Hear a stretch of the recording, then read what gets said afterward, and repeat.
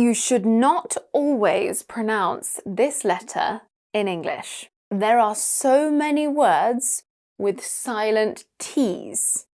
Today, I'm going to teach you the rules when you should never pronounce the letter T in English, even when it's written. Now, in modern RP, my accent, when you do pronounce the letter T, it should sound beautifully clear. If you want to sound unmistakably British, then you might be interested in my 5-day British accent bootcamp. We cover T pronunciation on day 2. This bootcamp is 5 days of focused pronunciation lessons on the sounds that define a British accent, from the crisp T sound and the soft sound to vowel clarity and natural rhythm. Thousands of my students have already participated in the bootcamp, and they say that they start sounding more confident and more authentically British from the very first lesson. Right now, I am offering 2 things.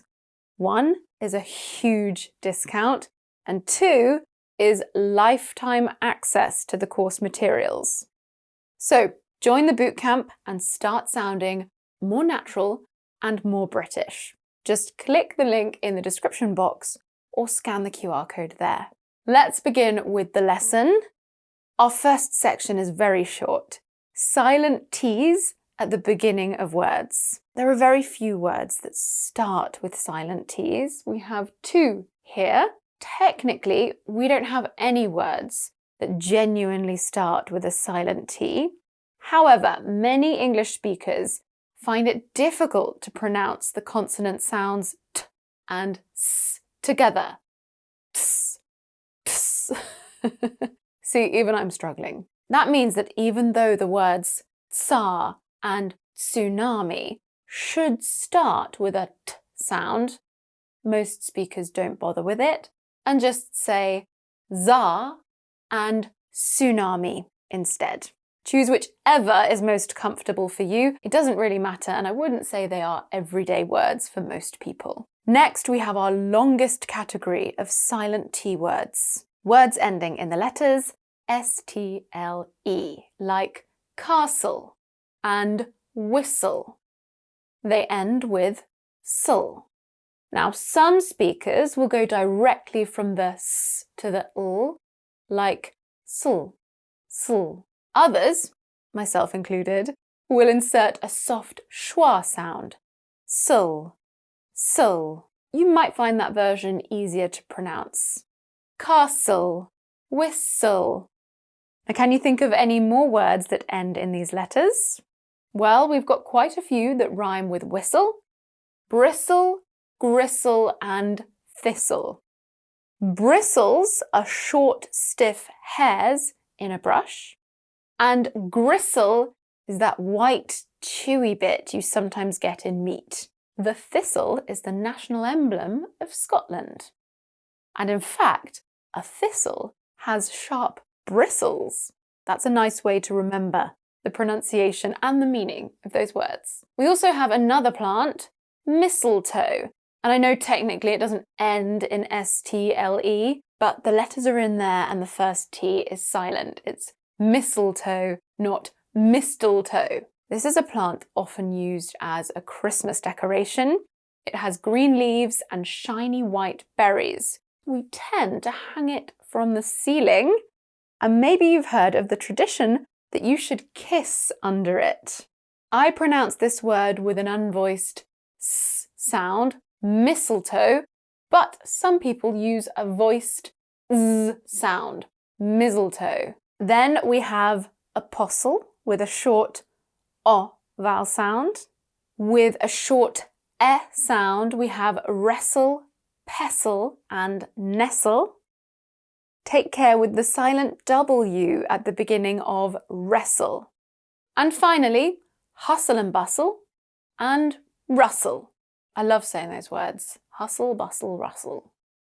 Okay, let's practice. Shadow me now to practice those silent T words. Speak along with me or use the pause button and repeat after me. As the hustle and bustle slowly subsided, I began to hear the rustling sound of a mouse nestling in its burrow. The wind whistled round the castle as the apostle wrestled to close the heavy door.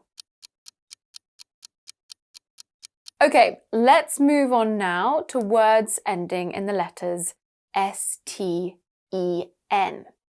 The letter T is usually silent in words like fasten and listen. It isn't fasten or listen. Drop the T sound. Fasten. Listen. See how much smoother that feels? It's easier to say without the T sound. We've also got glisten and christen that rhyme with listen. And then we have hasten, chasten, and moisten. Be careful though, not all S-T-E-N words follow this silent T rule. The author of Sense and Sensibility and Pride and Prejudice, for example, is Jane Austen, not Jane Austen. Now, let's practice those silent T words. Shadow me if you can, or listen, pause, and repeat.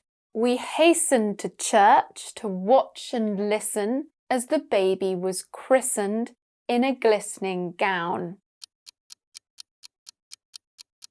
Okay, next up we have got soften and often. Should you ever pronounce the T in these words? Okay, in soften we never pronounce the T, but you can pronounce the T in often.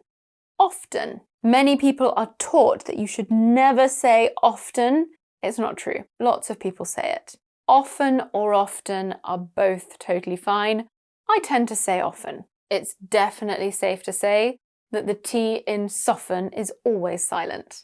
Soft, soften. We also have some silent T's that pop up in the middle of words like Christmas, mortgage, and chestnut. Some people might pronounce a soft T in chestnut, but it's not very common. It's not wrong, but it's not common. And the letters TH in asthma are silent too.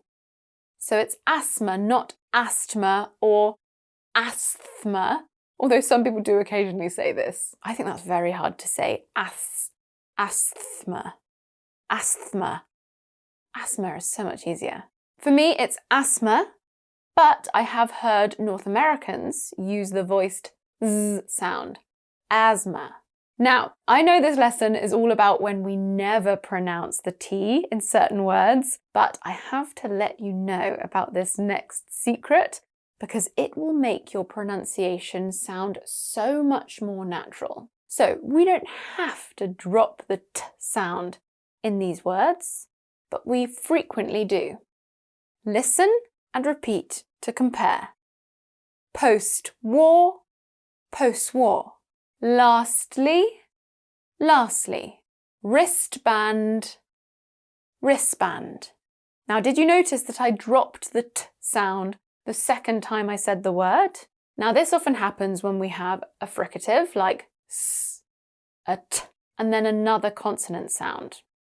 Fricative consonants are S, Z, F, V, F, V, Sh, Z, and H.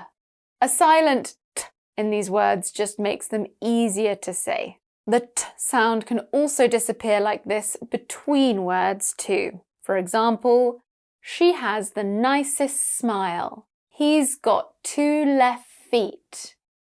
We got the last bus home. Nicest smile, left feet, last bus.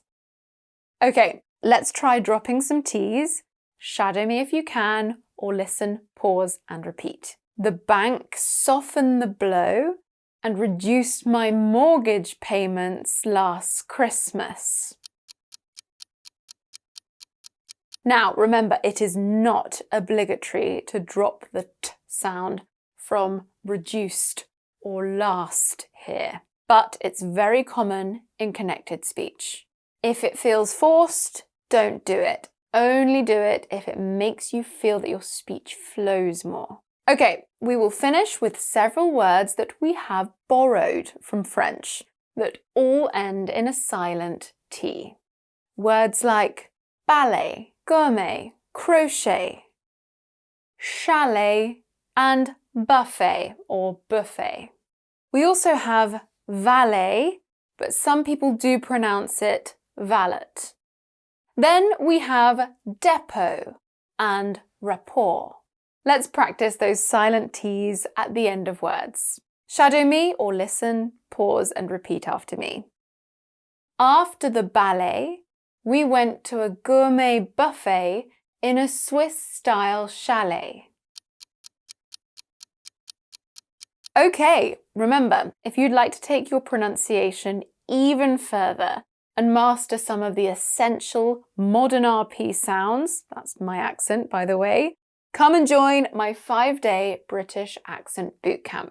It's a really focused way to sound more natural and speak more confidently in just 5 days. As I told you, we are offering a huge discount and lifetime access. Don't miss out. Click the link in the description or scan the QR code on screen to learn more and join. I would love to know which of these silent T words you were pronouncing incorrectly. Are there any silent T words that we haven't mentioned in the lesson? Let me know in the comments and I'll see you in the next video. Bye!